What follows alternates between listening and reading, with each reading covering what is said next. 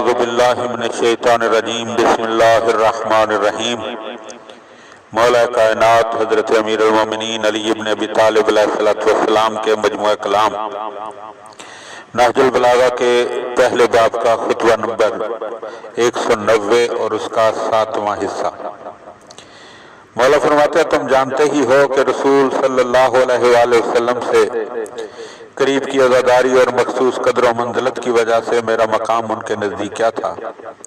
میں بچہ ہی تھا کہ رسول نے مجھے گود میں لے لیا تھا، اپنے سینے سے چمٹائے رکھتے تھے، بستر میں اپنے پہلو میں جگہ دیتے تھے، اپنے جسم مبارک کو مجھ سے مس کرتے اور اپنی خوشبو مجھے سنگھاتے تھے۔ پہلے آپ کسی چیز کو چباتے پھر اس کے لقمے بنا کر میرے منہ میں دیتے تھے۔ انہوں نے نہ تو میری کسی بات میں جھوٹ کا شائبہ پایا، نہ میرے کسی کام میں لغزش و کمزوری دیکھی۔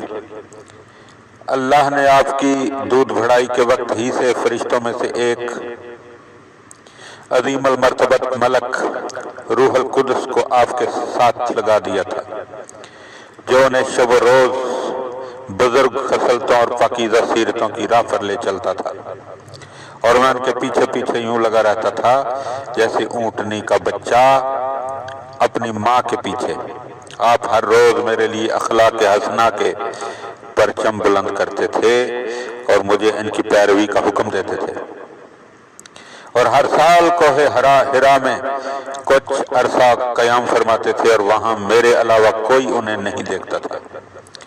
اس وقت رسول اللہ صلی اللہ علیہ وآلہ وسلم اور ام المومنین حضرت خدیجہ الکبریٰ سلام اللہ علیہا کے گھر کے علاوہ کسی گھر کی چار دیواری میں اسلام نہ تھا۔ البتہ تیسرا ان میں تھا۔ میں وحی رسالت کا نور دیکھتا تھا، نبوت کی خوشبو سونگھتا تھا۔ جب آپ پر پہل وحی نازل ہوئی تو میں نے شیطان کی ایک چیخ سنی، جس پر میں نے پوچھا کہ یا رسول اللہ یہ آواز کیسی ہے؟ آپ نے فرمایا کہ یہ شیطان ہے جو اپنے پوجے جانے سے مایوس ہو گیا ہے۔ اے علی، جو میں سنتا ہوں تم بھی سنتے ہو، اور جو میں دیکھتا ہوں تم بھی دیکھتے ہو۔ فرق اتنا ہے کہ تم نبی نہیں ہو بلکہ میرے وزیر و جانشین ہو، اور یقیناً بھلائی کی راہ پر ہو۔ میں رسول صلی اللہ علیہ وآلہ وسلم کے ساتھ تھا کہ قریش کی ایک جماعت آپ کے پاس آئی، اور انہوں نے آپ سے کہا کہ اے محمد، آپ نے ایک بہت بڑا دعویٰ کیا ہے۔ ایسا دعویٰ نہ تو آپ کے باپ دادا نے کیا، نہ آپ کے خاندان والوں میں سے کسی اور نے کیا۔ ہم آپ سے ایک امر کا مطالبہ کرتے ہیں، اگر آپ نے اسے پورا کر کے ہمیں دکھلا دیا تو پھر ہم بھی یقین کر لیں گے کہ آپ نبی اور رسول ہیں، اور اگر نہ کر سکے تو ہم جان لیں گے کہ معاذ اللہ آپ جادوگر اور جھوٹے ہیں۔ حضرت نے فرمایا وہ تمہارا مطالبہ ہے کیا؟ انہوں نے کہا کہ آپ ہمارے لیے اس درخت کو پکاریں کہ یہ جڑ سمیت اکھڑ آئے اور آپ کے سامنے آ کر ٹھہر جائے۔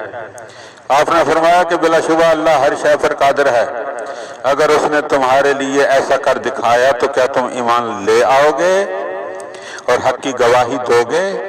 انہوں نے کہا کہ ہاں۔ آپ نے فرمایا اچھا، جو تم چاہتے ہو تمہیں دکھائی دیتا ہوں، اور میں یہ اچھی طرح جانتا ہوں کہ تم بھلائی کی طرف پلٹنے والے نہیں ہو۔ یقیناً تم میں کچھ لوگ تو وہ ہیں جنہیں چاہے بدر میں جھونک دیا جائے گا، اور کچھ وہ ہیں جو جنگ احزاب میں جتھا بندی کریں گے۔ پھر آپ نے فرمایا کہ اے درخت، اگر تو اللہ اور آخرت کے دن پر ایمان رکھتا ہے اور یہ یقین رکھتا ہے کہ میں اللہ کا رسول ہوں تو اپنی جڑ سمیت اکھڑ آ، یہاں تک کہ تو بحکم خدا میرے سامنے آ کر ٹھہر جائے۔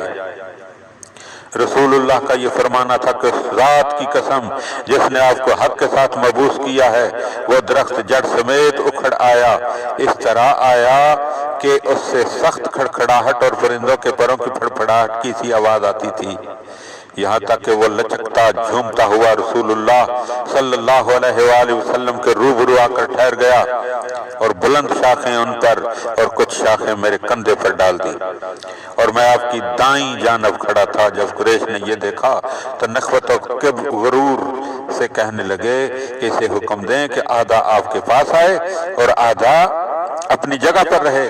چنانچہ آپ نے اسے یہی حکم دیا تو اس کا آدھا حصہ آپ کی طرف بڑھ آیا، اس طرح کہ اس کا آنا پہلے آنے سے زیادہ عجیب صورت سے اور زیادہ تیز آواز کے ساتھ تھا، اور اب کہ وہ قریب تھا کہ وہ رسول اللہ صلی اللہ علیہ وآلہ وسلم سے لپٹ جائے، اب انہوں نے کفر و سرکشی سے کہا، اچھا اب اس آدھے کو حکم دیجئے کہ یہ اپنے آدھے کے پاس پلٹ جائے جس طرح پہلے تھا۔ چنانچہ آپ نے حکم دیا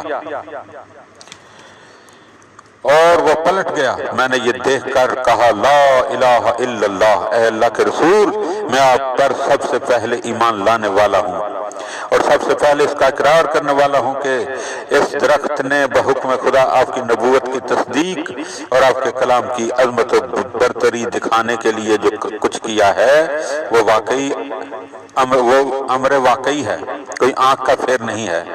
یہ سن کر وہ ساری قوم کہنے لگی، پناہ بخدا، پرلے درجے کے جھوٹے اور جادوگر ہیں، نعوذ باللہ، ان کا سحر عجیب و غریب ہے اور ہیں بھی اس میں چابک دست، اس امر پر آپ کی تصدیق ان جیسے ہی کر سکتے ہیں، اور اس سے مراد مجھے لیا، جو چاہیں کہیں، میں تو اس جماعت میں سے ہوں کہ جن پر اللہ کے بارے میں کوئی ملامت اثر انداز نہیں ہوتی۔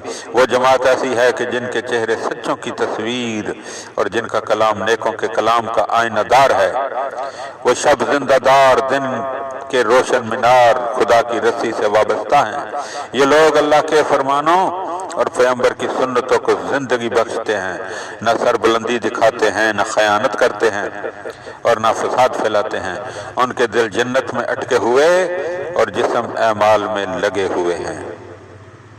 اللہم صلی علی محمد و آل محمد۔